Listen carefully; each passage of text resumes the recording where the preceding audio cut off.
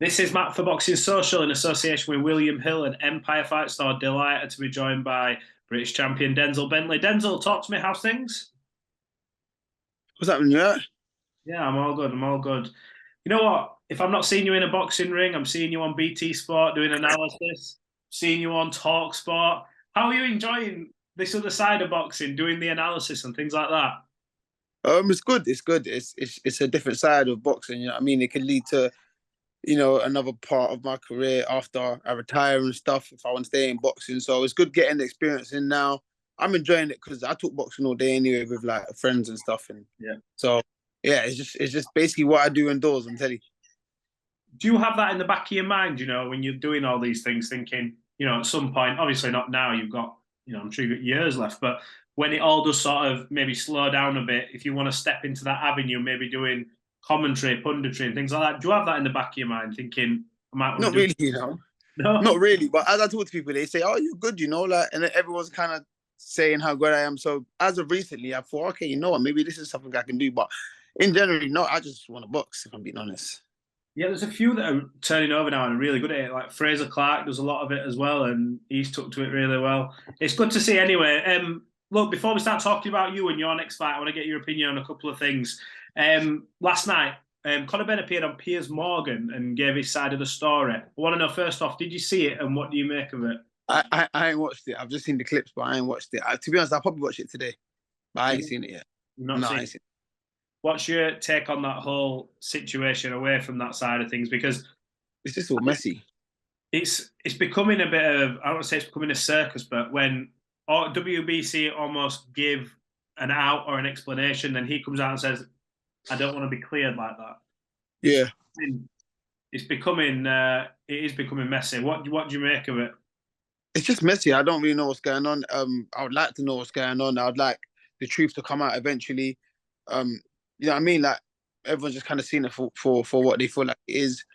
Um, of course, it's totally up to him, but I feel like he should hand over his evidence or his documents over to the board and let the board decide. And because there's no way to clear your name if you're not providing the evidence to the authorities that can clear your name. You can't just clear your name by coming and speaking on talk shows and stuff. But Yeah.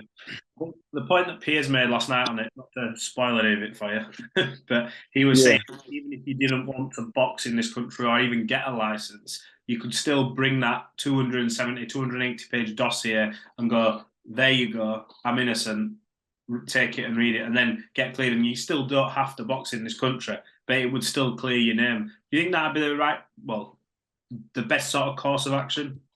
yeah, no, most definitely. You just kind of relate it to like if you was on a case like and you're facing prison time, but you didn't do it. You're not going to be stubborn and say I didn't do it, so I'm not proving nothing to you. You're going to prove your innocence, and then it's yeah, f you. I was right the whole time. You feel me? So, Yeah. but people handle stuff how they want to handle it. So, Yeah, drugs in boxing, it's becoming one of them things now where we're seeing it more frequently over the years, high profile names.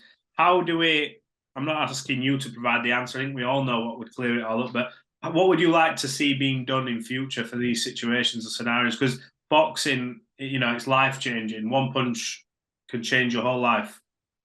um, I would say more testing, but as the let's say the intelligence, gets better for catching cheats, the intelligence also gets better for cheats, knowing how to dodge, what to miss and what to do to avoid being caught. So it's quite hard, but I just think people need to be honest people, man. I think that's the main thing. But you can't trust humans, to do anything other than do what humans do, and that's always find a way to, better themselves. But I think as fighters, as people, we just all need to be honest people. And like, for example, you said with the WBC, try to find a way out for Conor Benn, and it's like let's not find ways out for people. Let them prove their case and let them prove their innocence, and then we'll go by that. But at the end of the day, it's money in it. Like everyone wants to make money. Everyone's gonna do whatever it takes to be in certain positions. And if that's whatever it takes, some people are willing to do that. But overall, we just need honest people. 100%. But anyway, let's come on to you. Your next back out on the Joyce Undercard, defence of your British title. Uh, Yeah. Card is stacked. I spoke to Frank the other day. Incredible, top to bottom. A lot of good fighters on it, including yourself. You pleased to be coming back into this fight after obviously at the back of a tough world title challenge? Yeah, most definitely. I'm happy to be coming back to a fight, defending my title. You know, I'm the British champion, and obviously I have a duty to defend my title, so that's what I'm doing. So, yeah, I'm happy. You know, a lot of people think it's hard to get up for, you know, this kind of level of fight after being there, but I didn't conquer that. I just got there and fell short. So this is what I've got to do to get back. It's more motivating than ever. So I'm all right in this position. I'm happy I'm coming back to this fight. I'm happy I'm still active. I'm happy I ain't got to wait a whole year to box again. I'm out straight away. You had that experience with Janny Beck, and you know people before that fight were writing you off like bad for me, like badly online, and thinking, you know, people will know that Denzel can properly fight. And you went Yeah. over and you put on a terrific performance. And I like what you said after the fight. You were like, I lost. I didn't win. I lost. You weren't saying, well, I came over, gave it a good job. Did that sort of occasion, does that prepare you now for world level and making that next step? Yeah, you know, I probably did need that to get a gauge of what it feels like to be at that level and get a taste. Like I was so close but so far, and I want that, and I'm hungry for that again. I tasted it, and I'm not satisfied with that. I really want to go over, like just get my hands on the world title and be a world champion. So it's giving me that more hunger. Like I was so there, and I was right there, and I let it slip. I need to work even harder to get it this time. So yeah. What would you do differently if you could run that fight back? Because it was a good fight. It was a really good fight, competitive fight. What looking at that performance, analysing yourself, you say you could run that back. What would you have done differently? I would have started earlier. I think it took me four rounds to get warm, and that's a lot of rounds. You know what I mean? That's the core of the fight. So yeah, I would have started a third of the fight rather, but yeah, I would have started earlier, definitely. Start maybe even if it was 2 rounds earlier. But I don't think the scorecards would have changed. But you know, I would have started earlier and probably might have had a better chance of getting him out of there, or maybe he would have got me out of there because he rocked me in the last round. Obviously, I came back strong, but who knows what could have happened. But if I started earlier, I could have racked up an extra 2, 3 rounds. Who knows? You almost feel like going over there. You start 4 rounds down, even if you win the first four. Is that the sort of the feeling you get when you go to you go It's abroad? so crazy because I didn't think that. Oh, I thought everything was gonna be fair. We spoke to one of the representatives of the WBO. He's like, listen, you lot got the best judges in the house.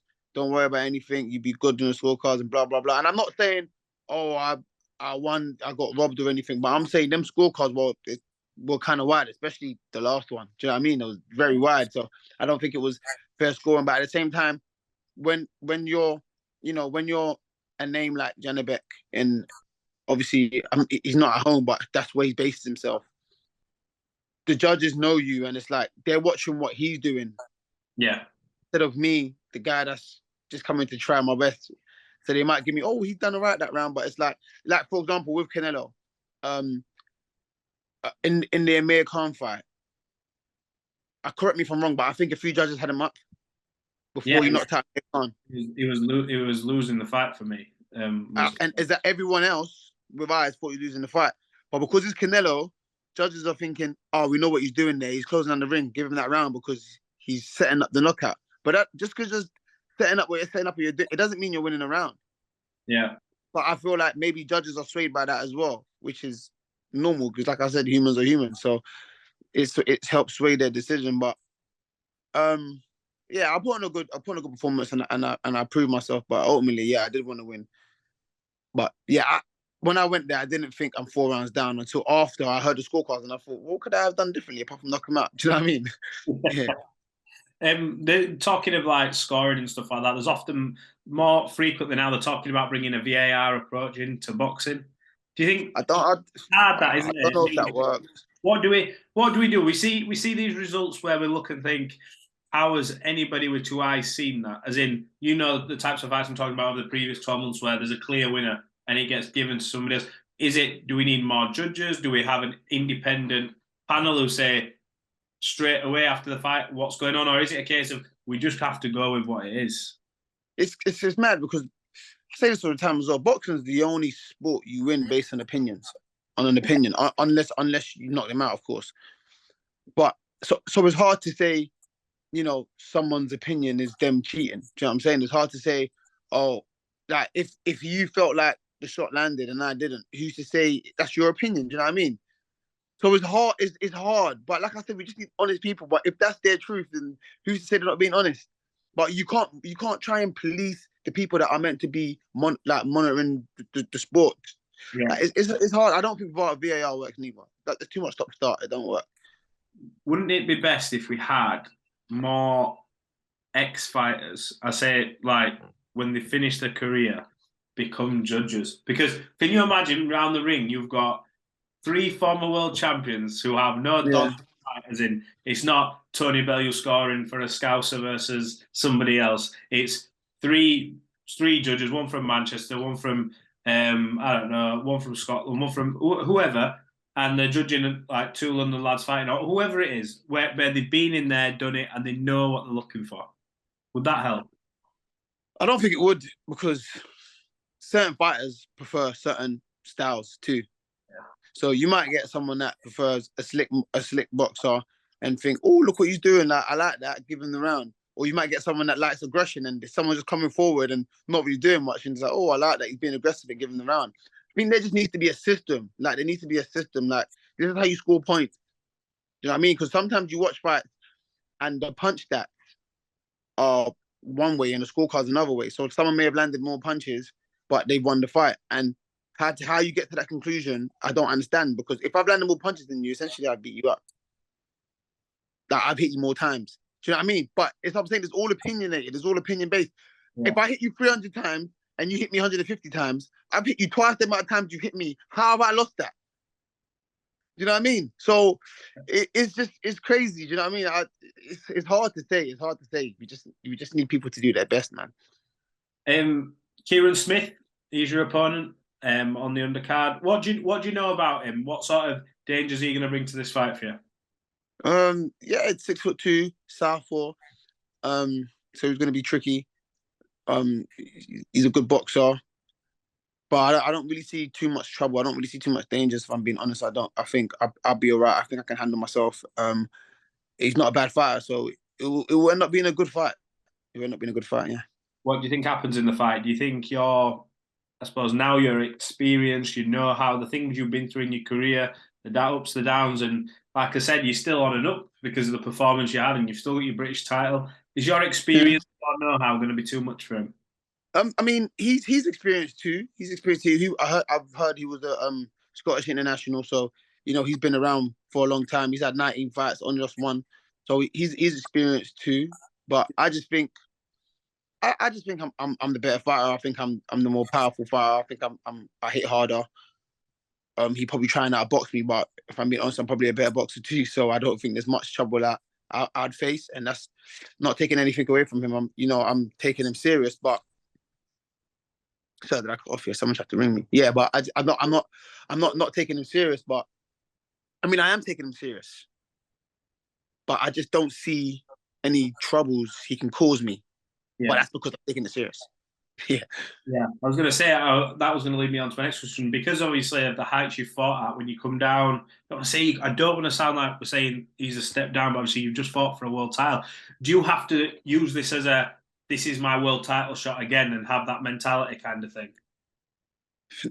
No, my mentality is the same every time. I've got to put on every fight is the most important fight of my career, because cool, I just fought now and I have to fight this guy next. If I lose to this guy, the performance I put up against Anderbeck means nothing. That it means nothing. Fighting for a world title and all that stuff, I can't get back there because I've lost it. So if I want to get back there, I have to be serious about what I'm doing right now. I've got to live in the present. I can't live in the past to look to the future. This is my situation right now, and I've got to handle business. Well, we're looking forward to seeing. There's some big names at the weight. You know, Triple G, Jermall Charlo.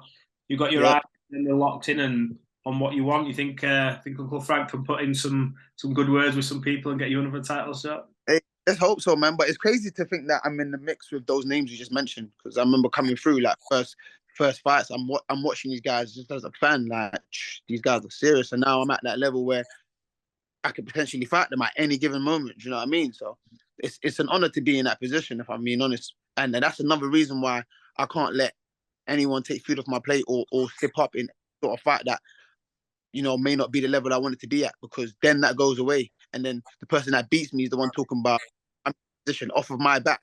Nah, I'm all right. So I got to be serious about everything I do. But back to would you say Uncle Frank's can pull some strings for me? I'd like all of them. I'd love a rematch with Shannon Beck. I'd like to fight Charlo. I'd love to share the ring with Golovkin. It's just come on, Golovkin's Golovkin. Sharing the ring with him, and who knows? If I managed to pull that one off and have that name on my record, it's like for the welterweights beating Pacquiao. You know, they just want the name because of what he's achieved. Yeah.